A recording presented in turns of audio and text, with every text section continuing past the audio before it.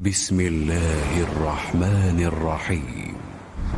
Bismillahirrohmanirrohim. Payg'ambar alayhissalom bizga hamma yaxshiliklarni o'rgatdilar. U kishi chunki bizni yaxshi ko'radilar va bizga faqat yaxshilikni ravo ko'radilar.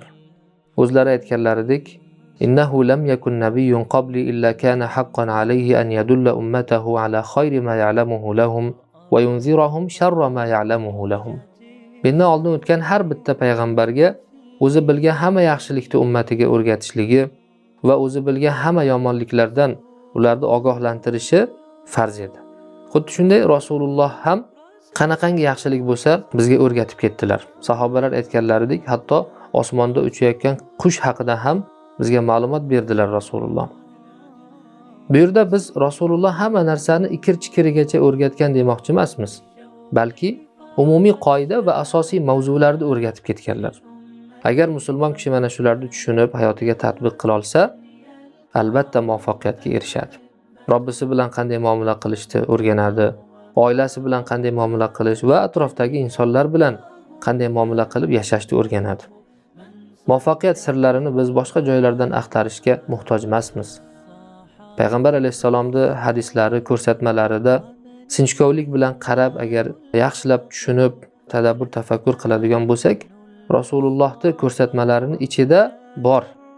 Faqat uni ko'ra bilish kerak. Bugun biz mana shu muvaffaqiyat sirlaridan biri haqida gaplashamiz. Bir sahoba Rasulullohning oldiga kelib turib, "Matas-sa'a?" Qiyomat qachon? dedilar. Rasululloh unga nima deb javob berdi? "Va maza a'datta laha?" Unga nima tayyorlading? Ya'ni qiyomatga nima hozirlik ko'rding dedilar. Qaraydigan bo'lsak, bu sahobiy katta narsa haqida so'radi. Yaxshilikka harisligi ko'rinib turibdi. Qiyomat haqida g'am qilyapti, oxirat haqida o'ylayapti. Lekin har qanday yaxshilikni niyat qilgan ham unga qodir bo'lavermaydi. Ko'pchilik yoshlarda katta maqsadlar bo'ladi oldiga qo'ygan, lekin reja yo'q va harakat yo'q. Demak, inson agar muvaffaqiyatga erishmoqchi bo'lsa, unda birinchidan maqsad bo'lsin, keyin reja va undan keyin harakat. Faqat maqsadni o'zi yetmaydi. Yoki faqat maqsad bilan rejani o'zi ham yetmaydi, balki unga harakat ham qilish kerak, uni amalga oshirish kerak. Mana bu sahobani savolini bir o'ylab qaraydigan bo'lsak, hozir qiyomatni qachonligi haqida so'rayapti. Xo'p, birinchidan shar'an qiyomatni qachonligini bilishga buyurilganmizmi? Yo'q. Shariatda bizga qiyomatni qachonligini bil degan bir oyat yoki hadis kelmadi. Ikkinchidan, qodirmi shu ishga? Qiyomat qachonligini bilishga qodirmi? Yo'q, chunki qiyomatni hatto payg'ambar ham bilmaydi qachonligini. Bu mafatihul g'ayb. Buni Allohdan boshqa hech kim bilmaydigan 5 ta g'ayb kalitlaridan qiyomatni qachonligi. Va undan keyin bilsa qiyomatni qachonligini foydasi bormi? Qachonligini bilsa nima bo'ladi? Hech narsa o'zgarmaydi. O'sha bo'ladigan qiyomat vaqti soati kelganda bo'laveradi. Demak, har bitta inson bir ishni qilishdan oldin mana shu savollarni berish kerak. Bu buyurilganmi shariat tomonidan shu ish? Buyurilgan bo'lsa, xo'p, qo'limdan keladimi? Qila olamanmi? Buyurilgan va qo'lingizdan ham keladi. Endi hozir foydasi bormi shu ishni? Mana shu 3 ta savolni berishlik kerak bo'ladi. Chunki bizni imkoniyatlarimiz cheklangan. Kuch-qudratimiz noqis bizlik. Biz bir kunda bir qancha soatgina ishlay olamiz xolos. Bizni miya qobiliyatimiz ham va badan, tana quvvatimiz ham cheklangan. Qanchadir vaqt ishlay oladi, undan keyin dam olish kerak bo'ladi. Har qanday inson agar o'ziga muhim bo'lmagan ish bilan shug'ullanadigan bo'lsa, muhim ish qolib ketadi. Mana bu haqida ham Alloh taolo Niso surasida juda ham ajoyib ko'rsatma tushuncha bergan. Alloh taolo aytadi: "Alam tara ilal ladzina qila lahum kuffu aydiyakum va aqimus solata va atuz zakah." Ba'zi bir kishilar Rasulullohning davrida hali jihad farz qilinmasdan oldin qachongacha bunday xor bo'lib yuramiz, jihad qilmaymizmi deb kelishdi. Ularga nima deyildi? Kuffu aydiyakum. Hozir qo'lingizni tiyib turing va qo'lingizdan kelgan ishni qilib turing, namoz o'qing, aqimus sola va atuz zakah, zakotni berib turing dedi. ularga Alloh taolo o'zlariga munosib ishga buyurdi. Hozir jang qilish qo'lingizdan kelmaydi. Shuning uchun qo'lingizdan keladigan ishni qilib turing hozir. Lekin ular nima qilishdi? Qo'llaridan kelmaydigan ishga urinishdi. Undan keyin natija nima bo'ldi? Falamma kutiba alayhimul qitalu idza fariqun minhum yakhshawna an-nasa ka khashyatillahi aw ashadda khashya. Endi jang qilish vaqti kelganida ularning bir guruhi insonlardan xuddi Allohdan qo'rqqanday qo'rqishdi, balki undan ham ko'ra qattiqroq qo'rqishdi. Wa qalu robbana lima katabta alayna al-qital lawla akhartana ila ajalin qarib. Va Allohga e'tiroz bildirishdi shu hukmni joriy qilganligi uchun, nega hozir jangni farz qilding? Buni keyinroqqa kechiktirib tursang bo'lmasmidi? Deyishgacha borishdi. Nimaga? Chunki o'zlariga munosib, qo'llaridan keladigan ishni qilmaganlari uchun endi shu ishni qilish vaqti kelganida ularda kuch toqatlari qolmadi.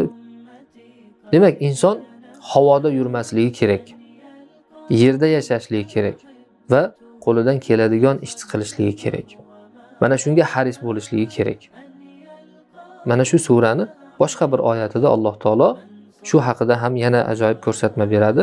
Walau annahum fa'alu ma yu'azuna bihi lakana khayran lahum wa ashadda tathbita. Agar ular o'zlariga aytilgan ishni qilganlarida o'zlari uchun yaxshi bo'lar edi va yana ham iymonlarini kuchayishiga sabab bo'lardi. Wa idhal la'ataynahum min ladunna ajran 'azima va lahadaynahum siratan mustaqima. Va ana shunda ularga biz o'z huzurimizdan buyuk ajr mukofotlarni berardik va ularni to'g'ri yo'lga hidoyatlardik, deyapti. Qarang, 4 ta mukofot. Nima? O'ziga munosib ishni qilgan odamga 4 ta mukofotni Alloh taolo va'da qilyapti. Birinchisi ham yaxshi bo'ladi, ham iymoni sobit bo'ladi. Qo'lingizdan kelmaydigan ishga kirishib olsangiz, bir joygacha yurasiz, undan keyin qo'lingizdan kelmasligini ko'rib, azmi qaroringiz susayib qoladi va ortga qaytib ketib qolasiz. Avvalgidan ko'ra yomonroq holatga tushib qolishligingiz mumkin, Alloh saqlasin. Shuning uchun aytayapti, iymonlari yana ham ziyoda bo'lishiga sabab bo'lardi. Qo'lingizdan kelgan ishni qilsangiz, muvaffaqiyatga erishasiz va undan keyingi yaxshi ishlarga qiziqishingiz, intilishingiz osib boraveradi. Umidingiz so'nib qolmaydi. Alloh taolo o'zining huzuridan ulkan ajr mukofotni va'da qilyapti va to'g'ri yo'lga hidoyatlashni va'da qilyapti. Muvaffaqiyatni va'da qilyapti, ya'ni. Mana o'shalar haqiqiy muvaffaq insonlar. Demak, birinchi inson o'ziga munosib ishni tanlashligi kerak. Qo'lingizdan keladigan ishni tanlang. Mana Abu Zar radhiyallohu anhu ga Rasululloh nasihat qilib aytdilarki: "Ey Abu Zar, men seni yaxshi ko'raman. Innaka rajulun da'if la ta'ammaranna bayna ithnayn." Sen zaifsan, hatto ikkita odamga ham boshliq bo'lma dedilar. Zaifligi nima? Abu Zar radhiyallohu anhu u kishi zohid inson bo'lgan. Juda ham taqvoli inson bo'lgan. Agar boshliq bo'lib qoladigan bo'lsa, mana shu o'zini zuhdini, o'zi amal qilayotgan taqvoni omma odamlarga joriy qilishga harakat qiladi. Ammo odamlar esa u kishini taqvosi, u kishini zuhdini ko'tara olmaydi. Va o'rtada keyin kelishmovchilik chiqadi. Shuning uchun Rasululloh u kishini bundan qaytaryapti. Sen zaif kishisan. Zaifligi nima? Ya'ni odamlar bilan muomalasi zaif. Ularga munosib bo'lgan ishga yo'llay olmaydi. Yo'qsa Abu Zar radhiyallohu anhu haqda sobit, juda ham zohid, taqvoli sahobalardan bo'lgan. Usmon radhiyallohu anhuning davrida Minoda ma'ruza qilib o'tirganda haj mavsumida kimdir kelib turib Abu Zarga: "Senga Usmon bu ishni taqiqlagan edi-ku, odamlarga ma'ruza qilishdi. Nega ma'ruza qilib o'tiribsan?" deganda Abu Zar radhiyallohu anhu aytdilarki: "Agar keskir qilishni bo'ynimga qo'yib, chopkunlaringcha bir haq gapni aytishga imkoniyatim bo'lsa, chopkunlaringcha bo'lsa ham shu haqni men aytaman" dedilar.